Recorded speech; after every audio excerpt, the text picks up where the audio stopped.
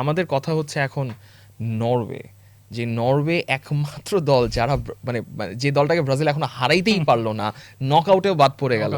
হ্যাঁ, এবং নরওয়ে তাদের ফুটবলটা খেলে নাই ultimately. The only times when they were underlapping and overlapping with the wingers and the full backs, তখন মনে হচ্ছে যে ঠিক আছে Brazil can be in danger. কিন্তু শালদের উপর ক্রসটা যখন আসলো, it felt like just like a normal cross. কিন্তু বক্সে আপনার হল্যান্ড আছে, বা হল্যান্ড যেভাবে বলটা রিসিভ করছে জাস্ট আউটসাইড দ্য 18 ইয়ার্ডস বক্স, দুইটা টাচ আর একটা টাচ নিল, একটা টাচ হ্যাঁ।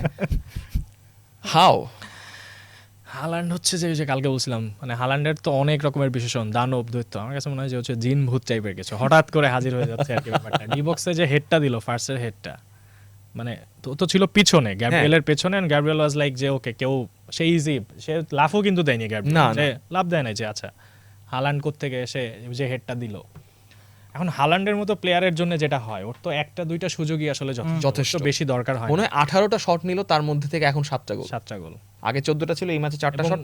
যেই ফর্মটাতে আছে যে 14টা টানা কম্পিটিটিভ ম্যাচে গোল, এবং এই 14 ম্যাচে 27টা গোল, মানে এইটা হচ্ছে যে 1930 1934 মানে পুস্কাস কক্সিসের আমলে আমরা শুনতাম যে একটা প্লেয়ার এত গোল দিত, যে এটা আধুনিক ফুটবল, মানে এই সময় এসে দেখতে হবে, এটা খুবই অদ্ভুত। এবং নরওয়ের প্লেইংটা যেটা বলছিলেন, যে নরওয়ের এমন আছে, ফ্রান্সের ম্যাচটাতেও যখন হচ্ছে নরওয়ে 10টা চেঞ্জ করে খেললো, দে আর ভেরি স্পিডি। আমরা নরওয়ের স্পিড নিয়ে কথা বলছিলাম যে ওকে নরওয়ের বেঞ্চ তো এরকম অনেক স্পিডি প্লেয়ার আছে, বাট কালকে ব্রাজিলের ম্যাচে ফুলি ডিফারেন্ট দেখলাম। এবং তাদের মনে হচ্ছিল যে তাদের আসলে কোনো প্ল্যান নাই, তারা যাচ্ছে ডি বক্স পর্যন্ত ঢুকছে না, আবার ঘুরে গোলকিপারের কাছে চলে আসছে।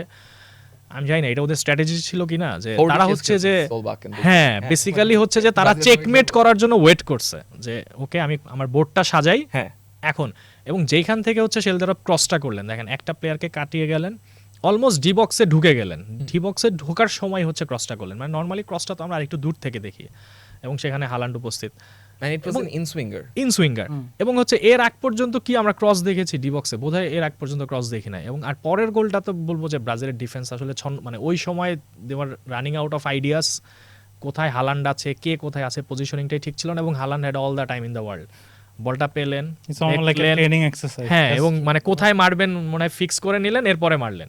এবং মারার পরে যে সেলিব্রেশনটা আসলে ব্রাজিল ফ্যান বা ব্রাজিল ভক্তদের জন্য বোধহয় ওইটা আরো বেশি ডিসঅ্যাপয়েন্টিং ছিল। মানে ইট লুকস লাইক যে ইটস সো ইজি। ইভেন মানে এই ধরনের সেলিব্রেশন আপনি ব্রাজিলিয়ান ফ্যানদের কাছ থেকে আবার ফুটবলারদের কাছে এক্সপেক্ট করবেন, বাট মানে Holland is a freak of nature. এবং and the full Norwegian team, এই যে আমরা ভাইকিং রুটা দেখতেছি, কালকের ভাইকিং রুটা অলসো ফেল্ট ভেরি স্পেশাল, হল্যান্ডকে দেওয়া ড্রামটা বাজানোর জন্য। And what a moment, what a feeling. কিন্তু ব্রাজিলকে পার করা গেল, সামনে সার্টেন ইংল্যান্ড ইজ ওয়েটিং।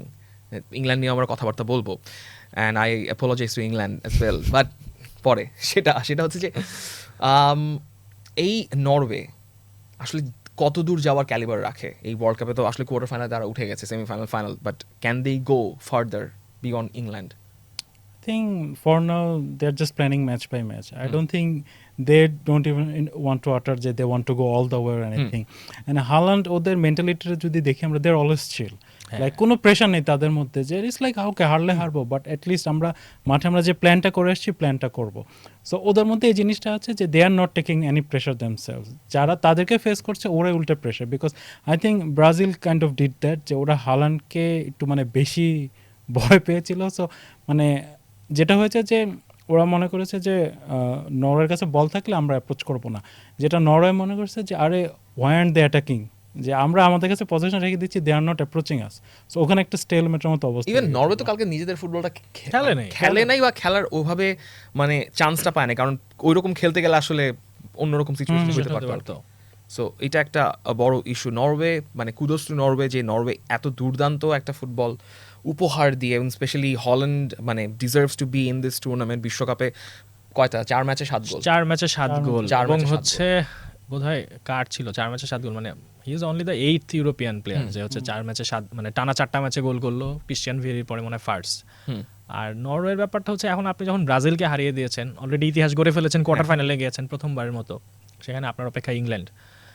এখন আসলে বিলিফটা চলে এসেছে, হয়তো খুব বেশি যেহেতু মানে কন্টেন্ডার্স, এখনো আমি তাদেরকে বলবো না কন্টেন্ডার, যেহেতু তারা না, হয়তো তারা, এবং ওই যে যেটা তাদের মধ্যে একটা চিল ব্যাপার আছে আর কি, যেটা হালান্ডের আমরা যদি ইনস্টাগ্রাম পোস্ট বা সোশ্যাল মিডিয়া পোস্ট আমরা দেখি, স্ন্যাপচ্যাট, বেসিক্যালি স্ন্যাপচ্যাট দেখি, দুর্দান্ত। সো ওরা যদি ওই প্ল্যানেই হয়তো আগাবে।